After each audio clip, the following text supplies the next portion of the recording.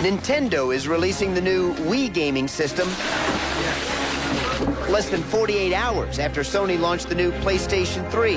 And while the buzz over Wii isn't what it was for PS3, local gamers are still pretty excited. I've been saving up for this console for like a year and a half now, and it looks like it's a lot of fun. I've been playing it all day. Lots of gamers got to give Wii a try at Game Crazy in Redmond. The store had several consoles set up so people could play while they waited. And there was a lot of waiting. Get a load of this line. More than 100 people willing to wait for hours to be among the first to get their hands on Wii. What time do you get in line? 1 o'clock this afternoon. And you don't mind the wait? No. The release of the PlayStation 3 turned violent in some cities. Police used rubber bullets to break up a rowdy crowd in Virginia, and one man was shot in line in Connecticut. Only some 400,000 PS3s were shipped to North America, so some blame the violence on gamer demand far outweighing supply. That's not expected to happen with Wii, as Nintendo promises 5 to 10 times as many units will be available, and they're still expected to sell out. For the first time, Nintendo is cutting the price of its top-selling Wii game console just as Wii sales are slowing down. The price of a Wii will be slashed to $200 from $250. Microsoft and Sony, you'll recall, cut the cost of their game consoles last month. The question is an emphatic absolutely. In fact, we're so convinced of it that we put that pronoun right in the name. So today, welcome to the world of Wii U.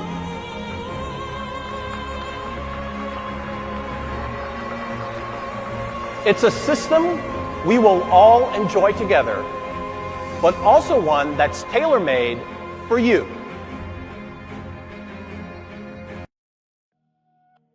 The Wii U is an interesting console to talk about. It was really something people really didn't understand. And Nintendo knew this very well when it released. But what made the Wii U fail? What caused it to fail? Was it the marketing? Was it the way the handheld was for the gamepad? Was it that it didn't have a lot of games? Or was it just bad timing? You see, the Wii U was a powerful console. It was an interesting console. It had a lot of games with it and a lot of third parties that really tried with the gamepad but utterly failed due to Nintendo really wanting to be different. You see, the Wii was popular because of the motion control, but how much gimmicks can you put in one console? That's the question that we're going to be answering. In this retrospective of the Wii U and understanding why it failed, we're going to go look between every single thing before the Wii U was announced, the prototyping, and the aftermath. But before we do that, we have to look at the console market itself. So let's take a look. The Wii U started in 2011 in prototyping phase. Nintendo wanted to be different, like they usually are with their newer consoles at the time, being the Wii and 3DS. While the 360 and the PS3 were very popular and people were buying games left and right, there was one thing the 360 had to change, was the Kinect. The Kinect really did interfere with the 360. So bad, in fact, that it would actually listen to everything you said. So if you said Xbox turn off while playing a game, or somebody could have said it, it would have turned off and you would lose all your progress in a game you were playing. But the 360 had some benefits. It did have a lot, actually. It had Gears of War, it had Forza, and a bunch of third-party games that people know and love today. But there was another problem. The 360's design. The 360 design was a very interesting design, but it was also rushed. The reason why it was rushed because they needed to get enough 360s out in order for the holiday season. These 360s would overheat. Now, overheating happens to every console. It happened with the Wii, it happened with the PS3 with the orange light of death. Now, the Xbox 360 was so bad, matter of fact, that Microsoft lost a bunch of revenue. How bad, in fact? Well, you could take a look yourself.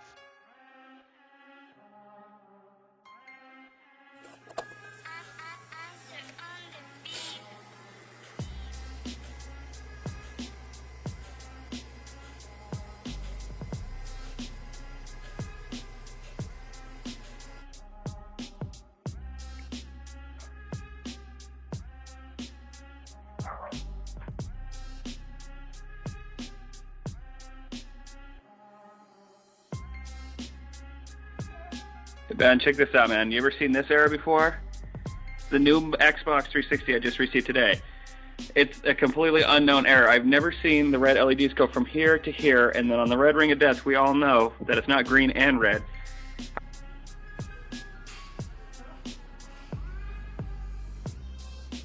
This is perfect Walmart advertising for you.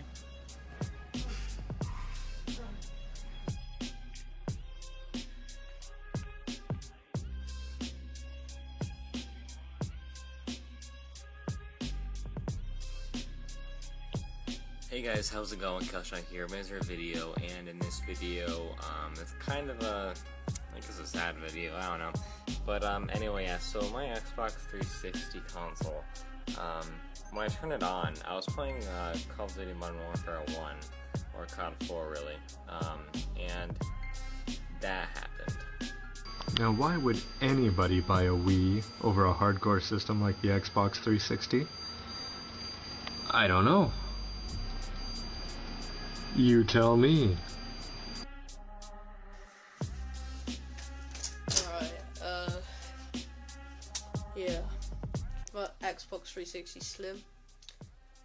And yeah, people said that it couldn't get red ring.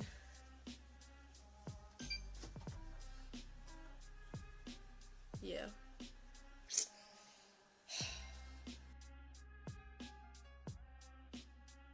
While Microsoft was fixing the red ring of death issue, a lot of people were really upset with Microsoft, so they decided to switch to PS3. But there was one big issue with this: the PlayStation 3's price point. See, the PlayStation 3 was a very powerful console, just like the Xbox 360 and the Nintendo Wii. But the price point was a little worrying some, especially at that time when the economic crash happened. You see, the PS3 was $500 to $600, and people couldn't afford that. People really wanted to play these games on the PS3, games such as The Last of Us, Killzone, God of War, Uncharted, and all the above of third parties, but the price point wasn't to where it is, and a lot of people just bought PSPs. So what did Sony do? Sony did what any company would do in this situation if they're smart, which is put the price down. PlayStation came out with a new design, and it was priced at $249. Yes, $249. The PlayStation 3 Slim was $249 and was a new design, had better hardware, and a lot better cooling, so they don't get the orange light of death like they did before with the original PS3. The PS3 did become successful, and more sales numbers did happen because of it. They also included PlayStation 3 Move, which was like a Wii, but for the PS3. It didn't really do so well, but people really did enjoy it. Well, the holiday season now is coming up, and PlayStation's really excited for their new sales numbers with their new price cuts. But there's one issue. It isn't any of their fault, but the PlayStation Network is about to go in danger in the holiday season. What do I mean by this? Well, let's take a look and see what happened during the PlayStation 3's PSN hack. Security experts are calling Sony's data breach the worst in several years. Credit card data of 77 million PlayStation users may have been stolen in a hacking attack that targeted the PlayStation Network. Sony said it has no direct evidence credit card information was taken, but isn't ruling out the possibility. That has security experts alarmed. They're not even sure necessarily how to close the hole that allowed the hacker to get in the first place. Sony acknowledges that account information, including names, birth dates, email addresses, and login information, were all compromised in the attack. As a result, consumers could face months, if not years, of unease unless they take steps to protect themselves. Consumers should definitely read the frequently asked questions that are being published by Sony. However, personally speaking, I would immediately have my credit card number changed, and I would be much more careful about the emails that I receive, and I would certainly be much more wary about giving out personal information going forward. And for users, the prospect of their personal data being held in unscrupulous hands is unnerving at best. I mean, now I'm pretty distrustful of the network. I mean, it's one thing for their, to get you would think as a big company they would get attacked by hackers all the time. You would think that they would have much better security than this. If the intruder successfully stole credit card information, the heist could rank among the biggest known thefts of financial data. could also be one of the most expensive. One estimate putting the potential cost of the breach for Sony at more than $24 billion. The real victims here are the consumers. Mark Hamrick, Associated Press. It's 2011, E3. The Wii U showing off. PSN's hacking has been completed. Sony did apologize to fans and offered them PlayStation Plus for an entire 6 months for free and offered a couple free games. The Wii U was right around the corner. People were very excited, but what's to look for? Well, Nintendo did show off a press conference of showing what the Wii U can do, and this showing off a lot of things, such as a new Mario Bros. Game, a Zelda tech demo, a Mii game, and a brand new experience for the Wii U, which was a game called Mii Run. Yes, this is a prototype for Nintendo Land, but we'll get more into that later. What was the main focus about the Wii U? Well, another big focus for the Wii U was that you could play without having a TV. Just by using the gamepad, you could switch off your TV or switch the HDMI to the Wii U gamepad just with one button, the TV button. This was a very big focus point for the Wii U and try to differ from the Wii. You see, the Wii, you had to just play on the TV. You couldn't play your games off a gamepad or anything. This isn't like the Nintendo Switch that we know and love today, or like a bunch of handhelds out there that we know, such as the Steam Deck, the Lenovo, and all the above.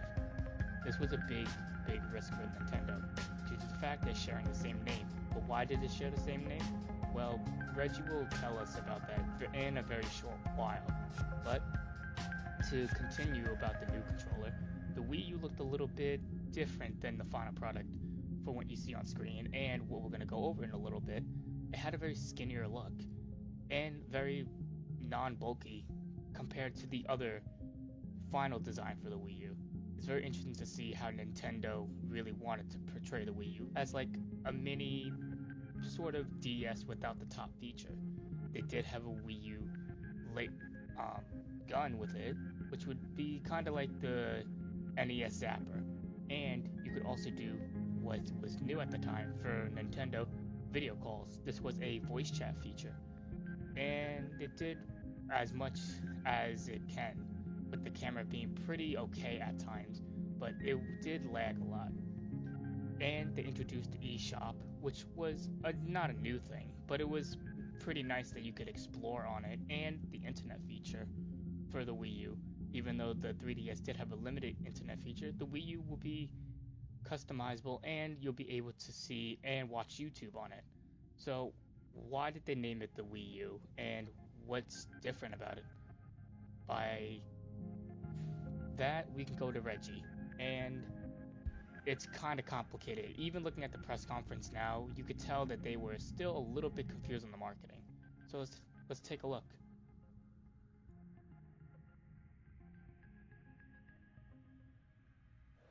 Once you started hearing it as we. It was clear how much fun we all had playing together, even with people who weren't gamers before. But in thinking about a new Nintendo system, we knew the prevailing thought would be this. Yes, the game will probably still be right for all of us, but could it also be a perfect fit just for you? And the answer to that question is an emphatic absolutely. In fact, we're so convinced of it that we put that pronoun right in the name. So today, welcome to the world of Wii U.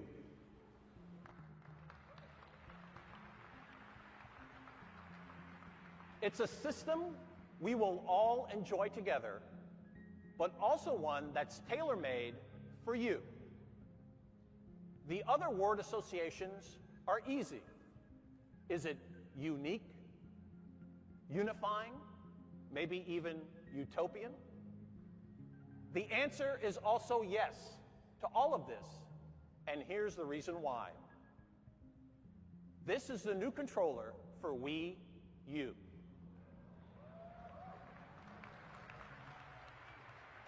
It's different from anything you've played before. It's infinitely complex and yet perfectly simple, all at the same time. It can change the way you game personally, and it can change the way you interact with your family and friends. To begin explaining, let's take a little quick peek at Wii U in action.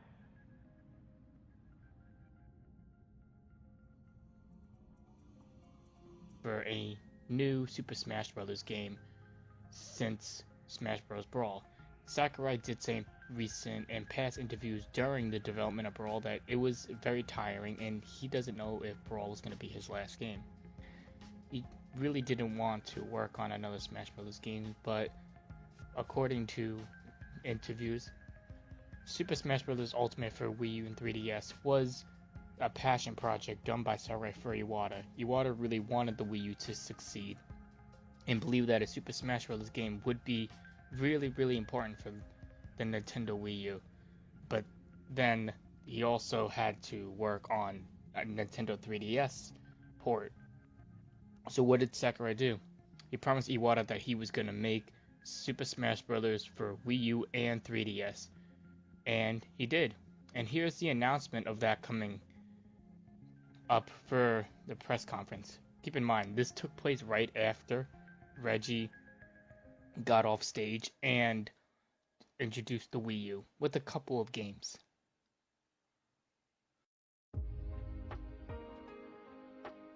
A few months ago, I explained the concept of Wii U to Mr. Sakurai, who was developing Kid Icarus. We were discussing which platform his next game should be developed for, Nintendo 3DS or Wii U. What Mr. Sakurai suggested then was a specific idea to make Smash Brothers for both Nintendo 3DS and Wii U, to make it work together on both platforms. Well, since his team is still involved in the final work for the Kid Icarus, maybe I shouldn't go into any details today. But I think I have just promised you that Smash Brothers will be developed for Nintendo 3DS and for Wii U, and that the software will work together in some fashion. Of course, this is a product for the future.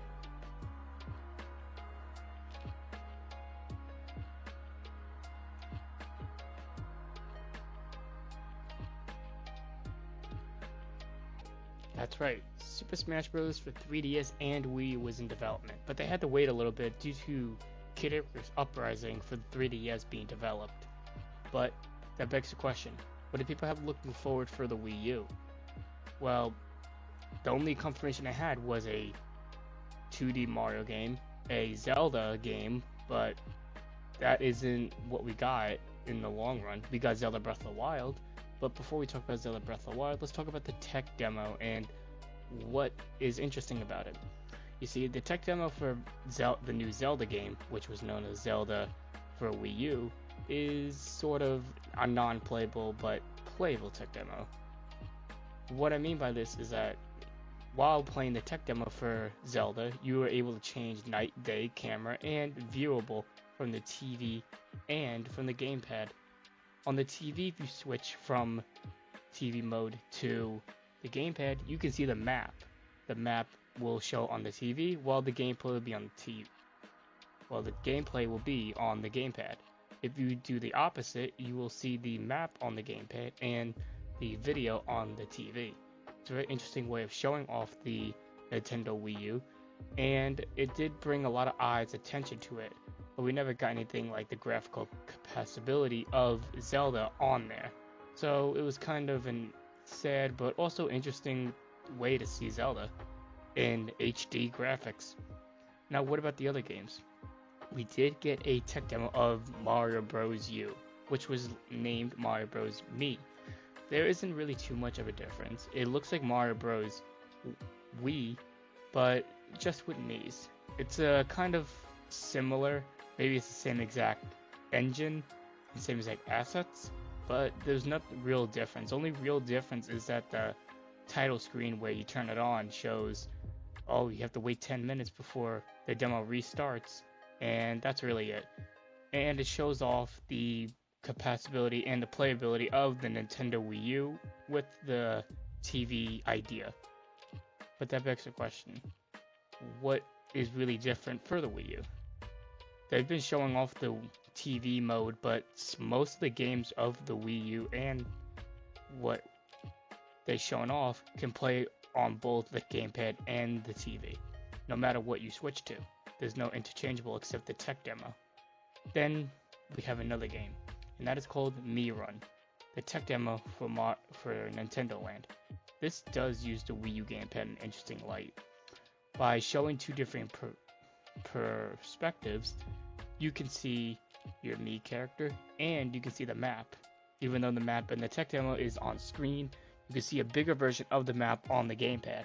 And the gamepad is a little different from what we see.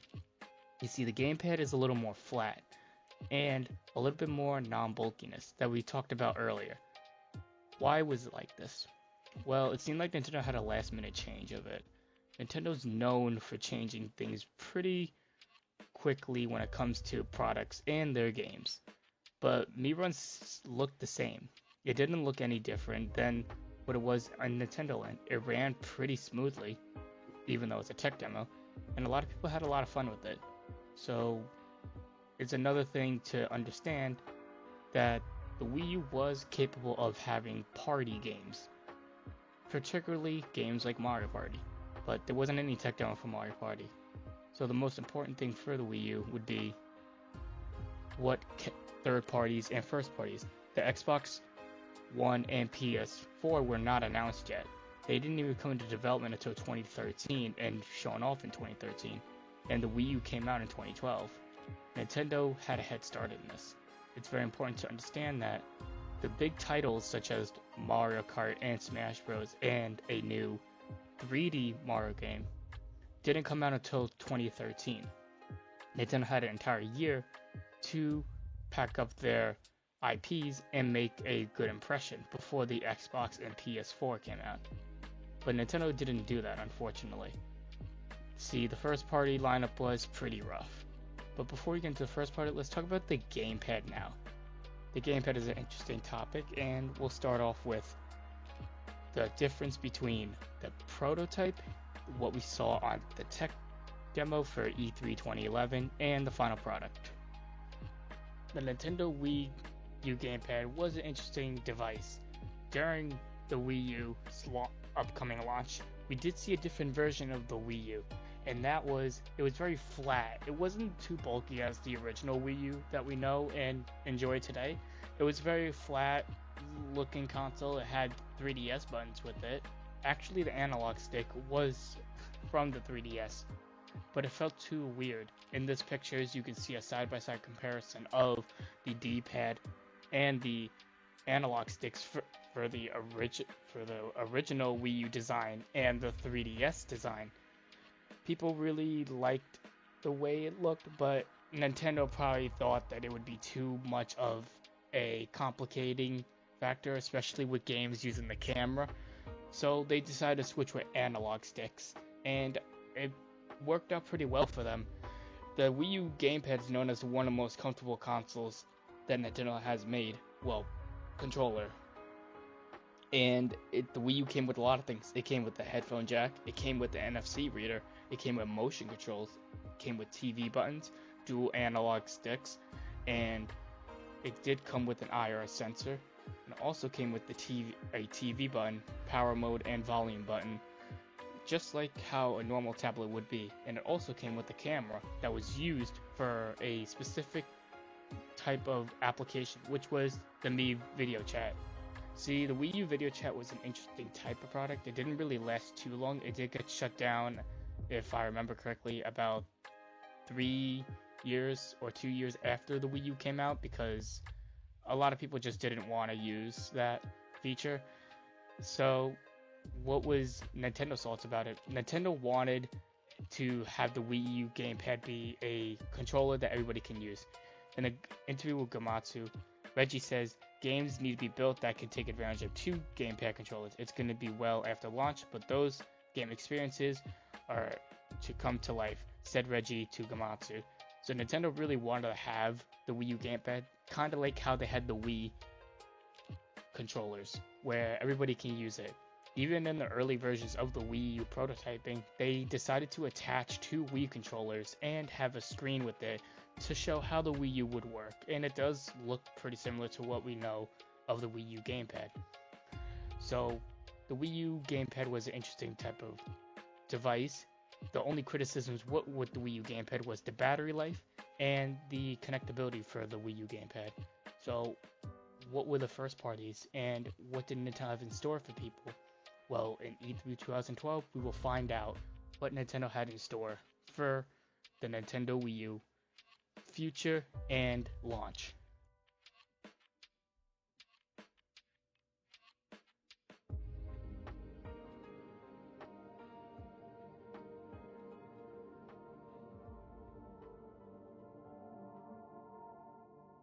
The Wii U's road to launch day is a very interesting thing to talk about, so let's talk about it. The Wii U's road to launch was sort of a confusing but interesting time for Nintendo.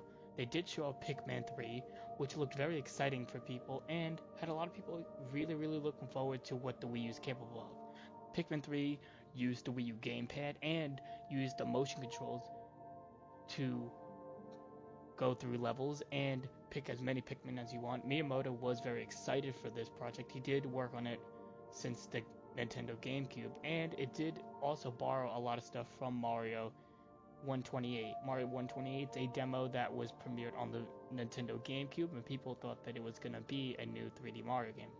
But this didn't happen.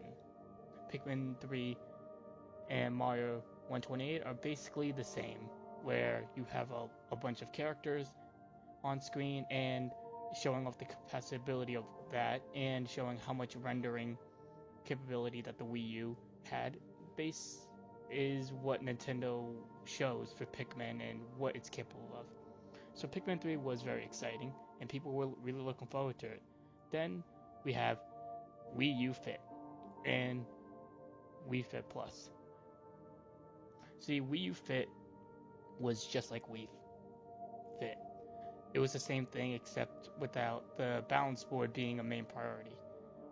It sold over 40 million copies. So with Wii U Fit, people were expecting a new type of machine or exercise. Wii U Fit did pretty okay, and people did enjoy it at points in times, but it wasn't too much of a difference like Wii Fit was, where Wii Fit was a totally new innovation that no one thought of and no one was thinking of at the time. So Nintendo showed that at their E3 press conference before the Wii U launched. And then we have a specific exclusive game from Ubisoft called Zombie U. We'll get more into Zombie U in a little bit, but what you need to know is Zombie U was a survival game, and you play as 4 characters trying to outlive zombies that have taken over London using the Wii U gamepad and having a co-op system. Ubisoft really did develop a lot for the Wii U. They also developed Just Dance for the Wii U. Even in the gameplay for Zombie U, it looks very different to the final product, where the Wii U gamepad was used for the map and inventory system, but it was pretty clunky at times when it came to using the flashlight and surviving. The best part about Zombie U is that it actually did come out on Xbox One consoles and PS4 consoles later down the line after the Wii U didn't do so well. So Ubisoft did support the Wii U pretty favorably. And then we have Nintendo Land. Nintendo Land was a very fun concept. It was sort of like Wii Sports games, but for the Wii U. Even though they weren't too much of the same, it did show a lot of excitement. People were mostly excited for Nintendo Land due to the fact that you could make your own amusement park and have it the way you like it, playing different mini games from Zelda, Donkey Kong, and ninja games and playing a minigame from Metroid. It was like a party game, but since there was no Mario Party released at the time, this was people's answer to a Mario Party. So what did Nintendo do with Nintendo Land? They basically showed what it's like to play with a family when it came to Nintendo Land. You see, Nintendo Land was a very, very important title for Nintendo to show off because that was going to be their bundled in console. While they showed it off with the Wii U gamepad and the Wii, it still confused a lot of people on, is the Wii U gamepad just a Wii add-on? And Nintendo didn't really get out of that messaging. Even later down the line with the Wii U, people were still confused. So after the Nintendo Land and Nintendo's E3 press conference of 2012, what else did they have to show? Well, for that, we have to go a little bit further to the price point. What's up, everybody? Damon Hatfield here with IGN News. More leaks suggest Nintendo is planning on launching the Wii U on November 18th of this year. The information comes from the GameStop Managers Conference, where peripheral maker PDP reportedly revealed its plans on releasing Wii U accessories on that Sunday launch day. This isn't the first time we've heard suggestions of a November 18th release for the Wii U. Furthermore, the weekend timing and proximity to Black Friday and Thanksgiving here in the United States fits Nintendo's pattern of home console debuts for the past decade. The Wii was released on Sunday, November 19th in 2006, and the GameCube was released on Sunday, November 18th in 2001. To add a healthy dose of skepticism here, though, PDP's plans do not necessarily have to align with Nintendo's. Accessories frequently ship prior to console launches. Until Nintendo outright reveals its plans, we won't know for sure. Luckily, we don't have long to wait. Nintendo will be hosting a Wii U press event next month on September 13th. Hopefully, it will be announcing that long-awaited release date and price. For more on all things Nintendo, stay tuned to IGN. Cliff, first of all, why are sales so bad? Well, they have two problems with the Wii U. One, they haven't explained to many consumers what the difference is from the original Wii.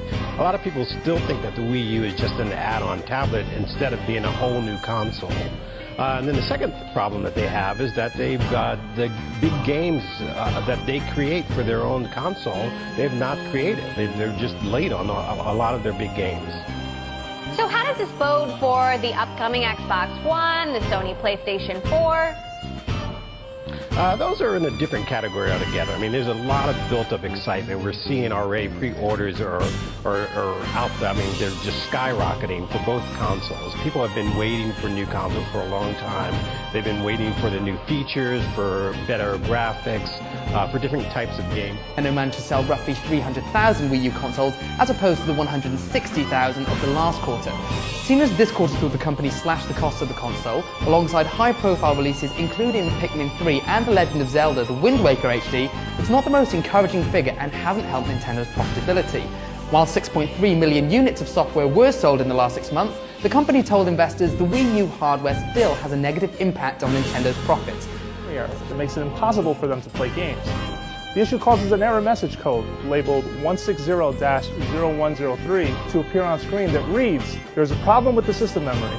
For help, make a note of the error code and visit support.nintendo.com. Nintendo has issued a statement via Miiverse addressing the issue, saying that they are currently investigating the reports and the small amount of players who may be accessories, with the company planning to deplete its inventory by the end of 2016. While this would signal the end of the Wii U's production run, backstock means the Wii U will be around for some time.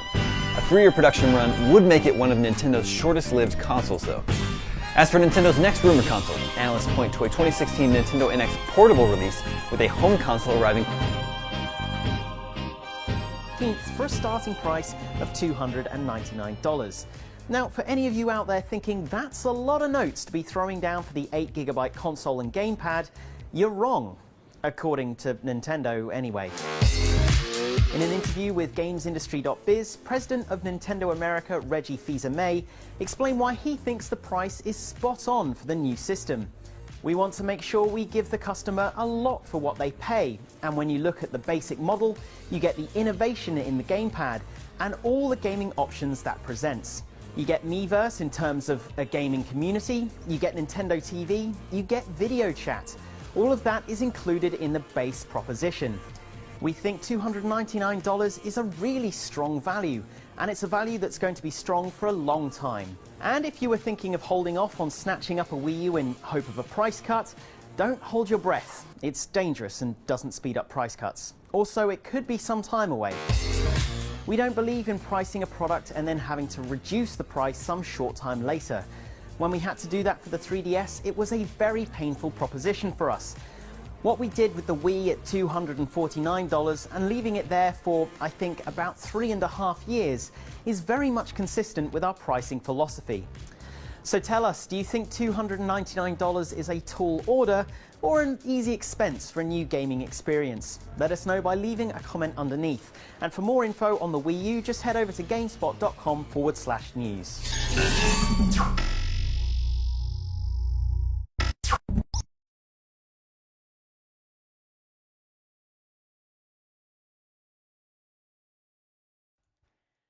After Nintendo revealed the price point of the Wii U, the Wii U had a couple games to show off. One of those games was Zombie U. As we spoke before, Zombie U was a survival game that you play as 3 characters and uses the gamepad as a inventory system and flashlight, and you could use the Wii U gamepad to shoot at zombies. Zombie U was originally supposed to be a Rabbids game developed by Ubisoft, but it went through different changes and different concept arts. In the concept art, you can see that it still took place in London, and there was just zombie rabbits running everywhere and destroying the world. It's sort of interesting to see that the zombie rabbits design and how very horrific they look.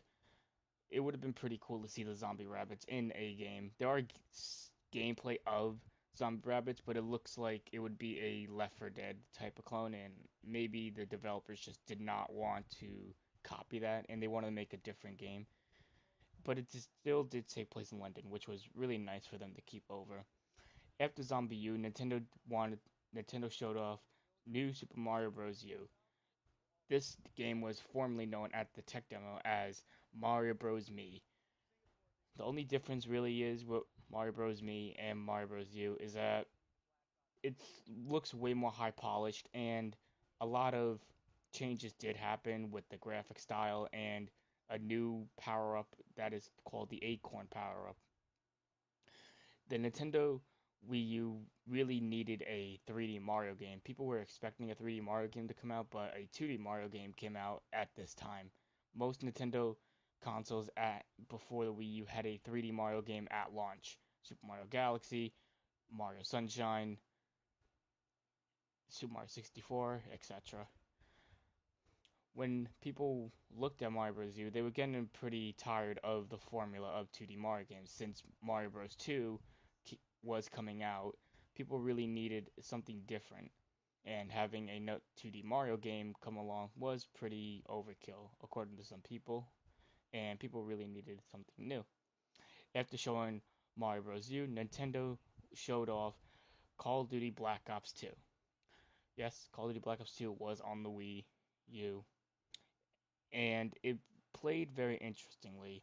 It used the gamepad as most of its things that it can do, by showing off that you could play it on the gamepad, you could play it on the TV, and the multiplayer and story were there. It was fun for people, and people really did enjoy it. They were kind of happy to see a Call of Duty on a Nintendo console. And that's basically it with Black Ops 2. It was on 360 and PS3, so if you did play Black Ops 2 on there, you weren't missing a lot. There wasn't really any big difference except using the gamepad and TV screen as viewable options. After Black Ops 3, Nintendo showed off 3D Land, Nintendo Land. Nintendo Land, like I said before, was a party game that Nintendo really pushed forward to show how capable the gamepad is in party mode and party games. Me Chase was changed to Mario Chase and kept the same concept, and there were solo attractions in the game. After showing off Nintendo Land, Nintendo just showed off Sonic Racing for the Nintendo Wii U. It's a port of Sonic Racing that was on the 360 that was ported to Wii U, and people really did enjoy it, and it did bring a lot of fans to be excited to see a racing game come to the Nintendo Wii U. This was people's first taste of the Nintendo Wii U having a racing game, since Mario Kart wasn't out at the time. And yeah, people were pretty much excited. After having the E3 2012, the Nintendo Wii U launch day was coming up. Nintendo held a launch party at Nintendo New York, and there was a bunch of people that showed up. Reggie Fils-Aimé did a interview with the Nintendo employee, and when you see in the footage, you can see a bunch of people line up and be excited for the Wii U while they have a countdown and get their Wii U consoles. So, what now? There isn't a 3D Mario game. There's no Mario Kart with it. So what do people have to play? Well, those games. Until E3 2013. But what were the sales numbers early on for the Nintendo Wii? Well, to see that, we're going to have to see how bad the sales numbers were. This is the launch sales of the Wii U.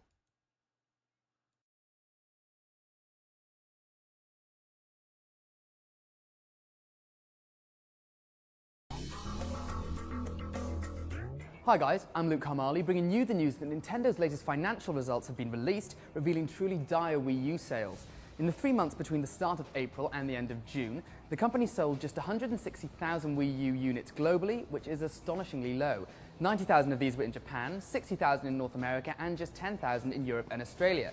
In fact, it was actually outsold by the original 7-year-old Wii console in the same period, which sold 210,000 units. This brings the total number of Wii U's sold to 3.61 million, while the Wii's lifetime sales are just over 100 million. Thankfully, the 3DS is faring much better, selling 1.4 million units and 11.4 million games in this quarter. Those figures were up 12 and 10% respectively on the same period last year. In terms of which titles were successful, New Leaf, having already sold over 3 million units in Japan, sold another 1.59 million in the West up to June the 30th. Luigi's Mansion Dark Moon sold 1.43 million worldwide, and the report says that Donkey Kong Country Returns 3D was well received, though no figures were given. Now, Nintendo has remained in profit overall thanks to the strong performance of its assets and investments, as well as the recovery of the currency market against the yen, but it made an operating loss of just under 5 billion yen. Now, this means that the business of actually selling games and consoles wasn't profitable. The company hasn't adjusted its full-year financial forecast, meaning the company is still hoping to sell 9 million Wii U consoles by the end of the year. There's been no official comment on these figures as of yet, but when there is, you know you'll hear about it first right here on IGN.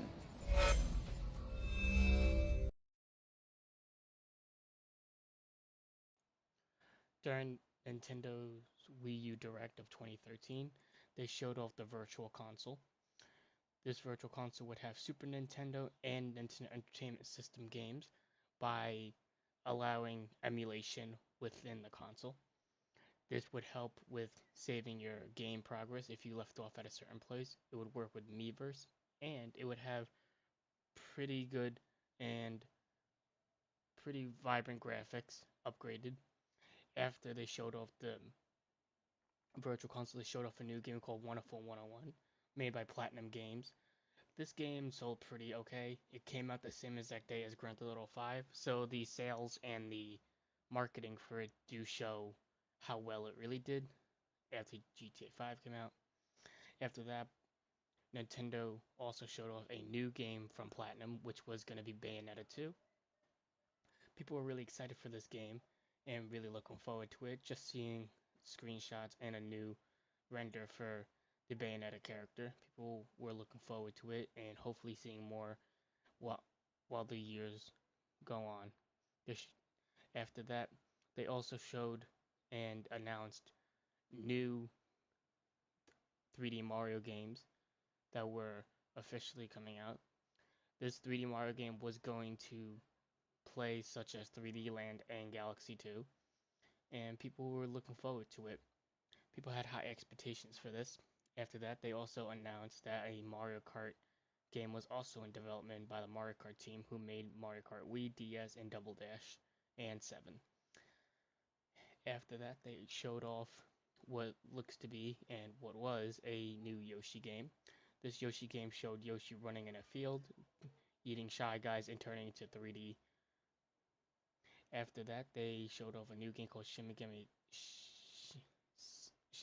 Tensei Fire Emblem. This game people really were excited for, and hopefully to see more information after the Direct.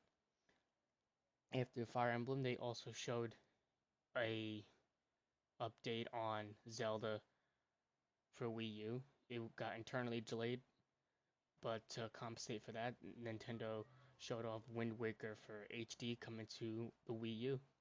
People were really excited. Wind Waker is one of the most popular Zelda games out there. After that, they showed a new project, Project X, that looked like you were going to be fighting monsters and controlling mechs. Then on to Nintendo's E3 2013. Right off the bat, Nintendo's E3 2013 showed off the new 3D Mario game that was shown at the Wii U Direct. It was called Super Mario 3D World, and it was going to come out on the holiday. This game mixed in 3D elements such as levels that are 3D and took a lot of elements from 3D Land that was on the Nintendo 3DS. Another game that showed up was Mario Kart 8. This Mario Kart was going to be completely different, using anti-gravity as its gimmick, and people really did enjoy Mario Kart 8. It was going to come out the holiday season. After that, they showed Wii Party, where you get to play as Mii's and have a party-like games such as Mario Party. After showing off Wii Party U, they showed off a new look at Zelda Wind Waker HD, more vibrant and more colorful than it was on the GameCube, and people really were excited for this. After that, they showed off Bayonetta 2. People were super excited for Bayonetta 2, and this just brought the hype level up to 100%. After Bayonetta 2, they showed off a new Donkey Kong game called Tropical Freeze. Tropical Freeze was a platformer, and people were really looking forward to it, and it was going to take place after Donkey Kong Country from the Wii. Donkey Kong Tropical Freeze was a pretty difficult game, and is probably one of the best platformers on the Wii U. After Donkey Kong Tropical Freeze, they showed off what now is called Xenoblade Chronicles X, and it was going to come out in 2014. People were looking forward to this. A new Xenoblade game is very exciting, and people wanted more of it. After the trailer, they showed off Super Smash Bros. For Wii U. Super Smash Bros. For Wii U and 3DS showed a bunch of characters returning and new characters, and people were really excited for this. This game really did defy the Wii U expectations and power for this, and having a Smash Bros. Games really did help the sales numbers of the Nintendo Wii U. They also introduced a character, Villager, from Animal Crossing, and it caught a lot of people off guard, but people were really excited for it. This was going to come out in holiday of 2014. After the Smash Bros. Reveal, we move on to Nintendo E3 2014. During Nintendo's 2015, they showed off the Mii Fighters coming to Super Smash Bros. The Mii Fighters were a highly recommended and highly sought after character to have, so Sakurai added the Mii characters. There are 3 variants: Swords, Gunner, and Fighter. Customizing and making your own Mii really did help the Wii U and the 3DS sales numbers. After they showed Super Smash Bros., they showed the new Yoshi game that we saw a prototype of, which is now officially called Yoshi's Woolly World. It was a pretty fun and 2D action platformer. A lot of people really did enjoy Yoshi's Woolly World, and it was going to come out in 2015. Right alongside Yoshi's Woolly World was a new IP called Toad's Treasure Tracker. Same concept as it was in Super Mario 3D World, where Toad is very limited on what he's going to do in the world. and that was going to come out holiday 2014. After the Toaster Tracker was shown off, they showed a tiny sneak peek of Breath of the Wild, which is known as Zelda for Wii U. It looked very pretty and it looks a lot better than what we got on the Wii U, having better lighting effects and more a live look. After that, they showed off a new Zelda game called Zelda Hyrule Warriors, where it is like the Warrior series but with Zelda characters, fighting off waves of enemies with some sort of Zelda reference, and that was going to come out in holiday of 2015. Next you have Kirby's Clay World, where Kirby turns into a clay and you use the Wii U gamepad as a little rope to traverse the level in this new Kirby world. A lot of people really found this interesting, but they were hoping for a 3D Kirby game, but this was the best Kirby got for the Nintendo Wii U. Kirby did get a lot of games on the 3DS, even though people really wanted a new type of look for Kirby with the Wii U, but this is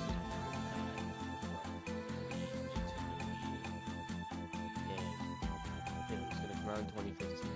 After that, Nintendo showed off a new look of Xenoblade Chronicles X, and it looks very exciting. People were looking forward to this and had a lot of excitement towards it. A new Xenoblade game people really wanted, and it didn't miss out. And that game was going to come out in 2015 also. After that, they showed off a familiar, more exciting, more interesting concept, which was Mario Maker, making your own Mario levels. Everybody has dreamed of making their own Mario levels, creating them from the original Mario Bros. To Mario Bros. 3, with a pretty simplistic and interesting way to design them using the Wii U gamepad. Nintendo really went forward in showing the capabilities of this. After that, they showed a new IP off called Splatoon. It's a third-person 4v4 shooter where instead of guns you're using ink and plays at Splatling. This game was highly popular and a lot of people really did enjoy it. After that, Reggie showed off Nintendo Minute live at E3 and announced a Super Smash Bros. Tournament where a lot of people got to play Super Smash Bros. And won a prize.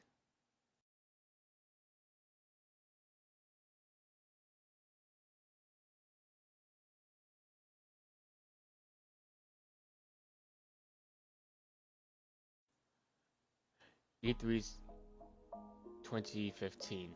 E3 2015 started off with a bang with showing off a new Star Fox game. This Star Fox game, which we saw a little bit of, was in 2014, showing the R-Wing flying around a world. Miyamoto came out and talked about how this new Star Fox game really came to light during this E3 press conference, and we got to see a lot of gameplay of it. It was called Star Fox Zero, and people were very excited. They were hoping for a new Star Fox game, especially with using the Wii U gamepad. You could help aim and shoot at enemies. This game sold pretty okay, and it wasn't anything too special, but Nintendo really wanted to have a Star Fox character, especially since Star Fox was in Super Smash Bros. To have some sort of game attached to it. After that, they showed more of Yoshi's Woolly World, and they showed off that there will be amiibos with Yoshi, having Yarn Yoshi amiibos, which was pretty cool.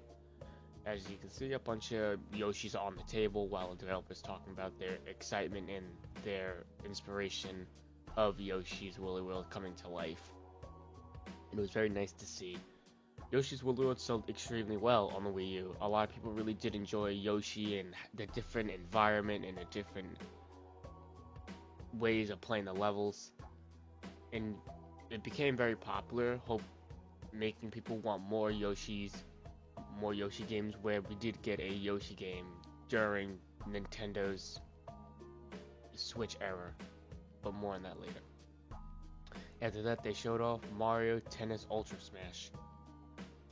This game was a very lackluster, but people did find it interesting. The only big thing is that you turn to a big mushroom and you turn giant and have giant battles.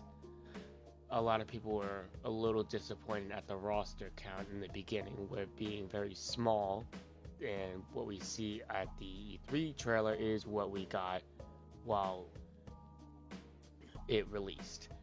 Nintendo later on added DLC to the game, where it did help a little bit, and it did come out holiday of 2015, and it was only for the Wii U. It later, I believe, came out on the Switch.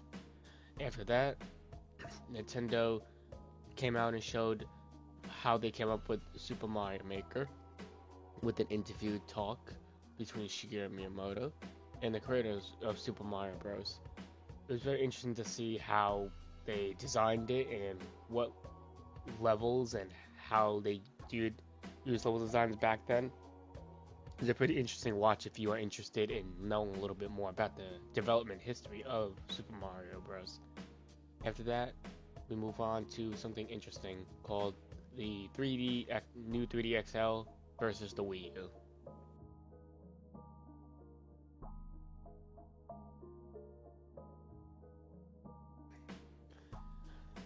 The new 3D XL was an interesting handheld. While it's not directly a competitor to the Wii U, we do have to talk about its implications, which was, how did it affect the Wii U in some sort of way? You see, the 3D XL, the new 3D XL, was very powerful. Just like the 3DS, it had a lot of features with it. Faster loading time, better battery life, better everything. Nintendo really wanted to show off the Nintendo 3D XL as a competitor to the 3DS as a upgrade. Where I believe Nintendo didn't do well in is releasing this during the Wii U struggling times. Nintendo put more resources into the 3DS market than the Wii U market when it came to games, and a lot of games that people really wanted only came out for the new 3D XL and 3DS. Well, the 3DS at an original point did have its slow sales numbers. Nothing can compare to what it was before. While the 3DS became a very exciting and well-selling console, the beginning of the 3DS's life cycle wasn't too exciting, nor did it bring a lot of excitement to people. This is why Nintendo later on switched to a 2DS XL, where it would be just like a DS but a lot bigger, and it could play more games that are developed for the Nintendo 3DS, and it came down to a lower price point also. And amiibos were also built into the new 3DS XL and new 2DX XL, where the 3DS I believe did not have it, while amiibos were still pretty big at the time because of Super Smash Bros. People really did like the feeling of the 2DX XL with the joystick, even though it was a little weird and jarring to see the color scheme. It was very nice to see Nintendo branch out a little bit when it came to the new 3D XL.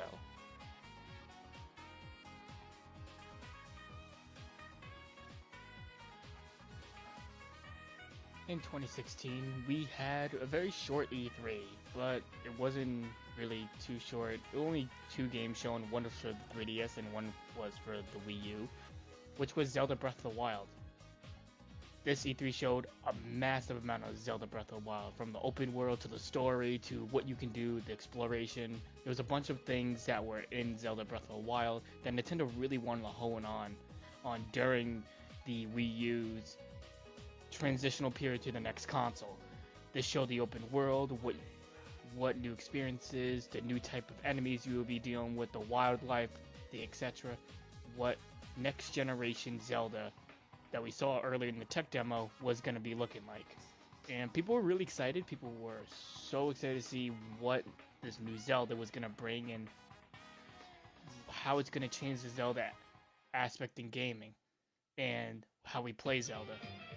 Then, after this, in 2016, we got the reveal of the Nintendo Switch. The Nintendo Switch basically shuttered the Wii U.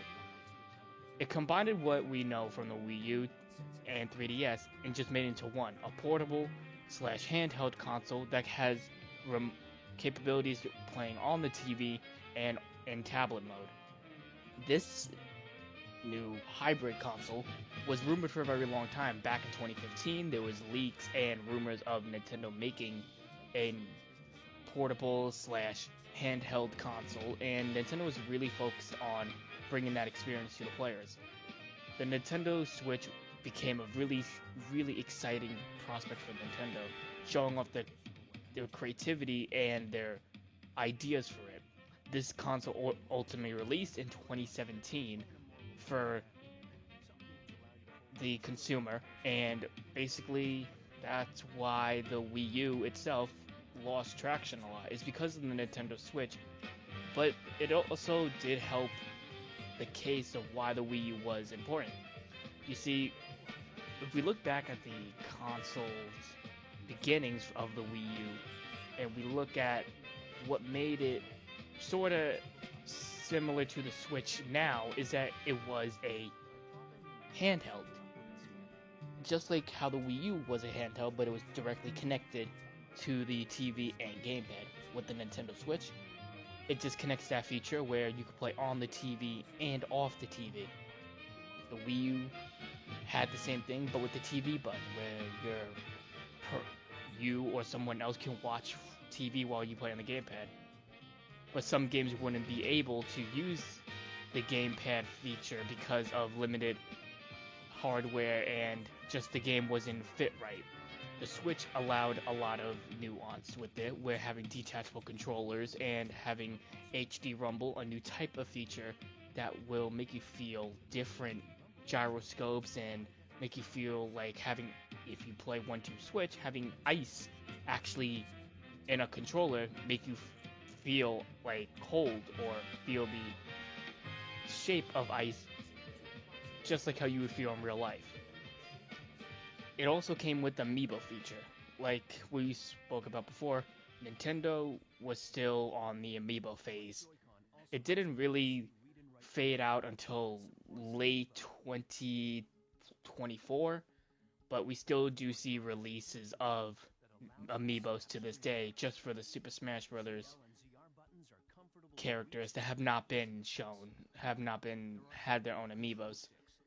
The Nintendo Switch was a breaking point for Nintendo, where they needed to have a one-size-fit-all console. Not a lot of people wanted to buy two different consoles just to play handheld and one to play non-portably or home console. This combines it into making it more accessible for more people. So this begs the question, what happened after the Nintendo Switch? Well, the Wii U did get a couple updates after the Nintendo Switch, and we're going to go over them right now. This is what happened after 2017. The Wii U stopped production in 2017. When the Switch came out, that's when everything ceased. The last games to release digitally and physically for the Nintendo Switch were Silver Forest Undertakers and Silver Forest The White Umbrella. These games released in February 16th, 2023. The last physical game released was Shakedown Hawaii, releasing August 20th of 2020. The Wii U eShop shut down in 2024, making it not able to be purchasing any new games and transferring all your eShop credits to the Switch. The 3DS also shut down in 2024 of its eShop. It's very important to know why the Wii U failed. The Wii U failed due to the fact that the market probably wasn't ready for it. You see, people were very confused with the name and how the Wii U gamepad would succeed in play. Even though it was one of the most comfortable controllers that Nintendo has probably ever made, the market wasn't ready. And the name confusion did bring a lot of that happening. Right after the Wii's successful launch and succeeding beyond that, the Wii U felt like a gimmick, a add-on to the Wii. Nintendo's very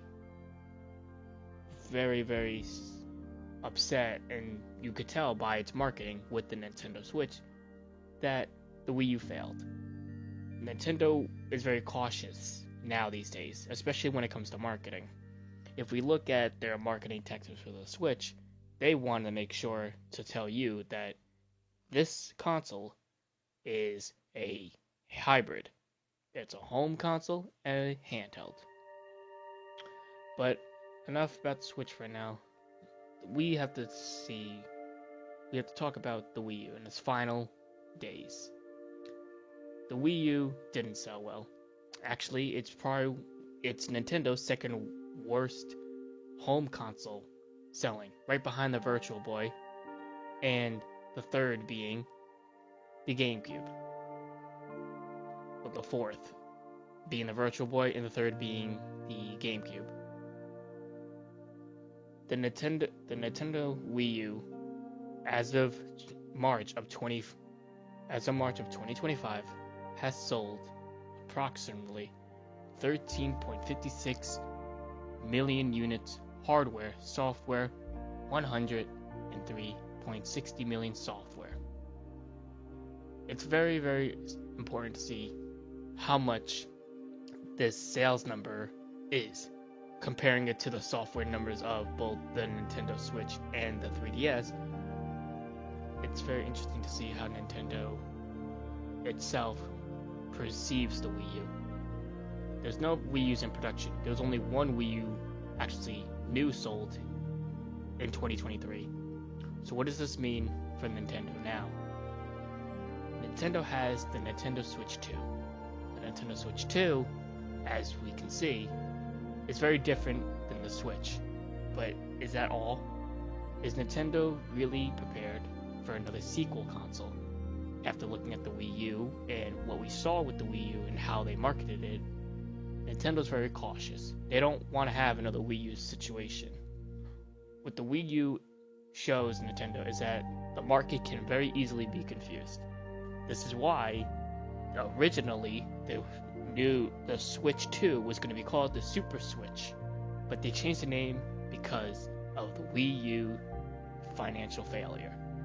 It would be like another Wii U situation. If you had the Super Switch, you'd be confused between which one's more powerful, even though there are three major other Switches. How are you sure this is the right Switch? And will the Switch 2 succeed? Absolutely. Actually, most likely.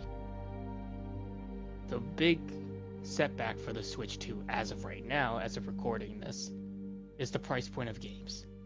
Mario Kart World is $80.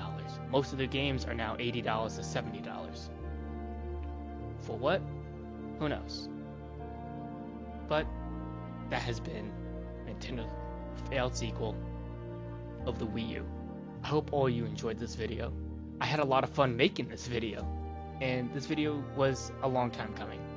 So I thank you again for watching, and until next time, enjoy.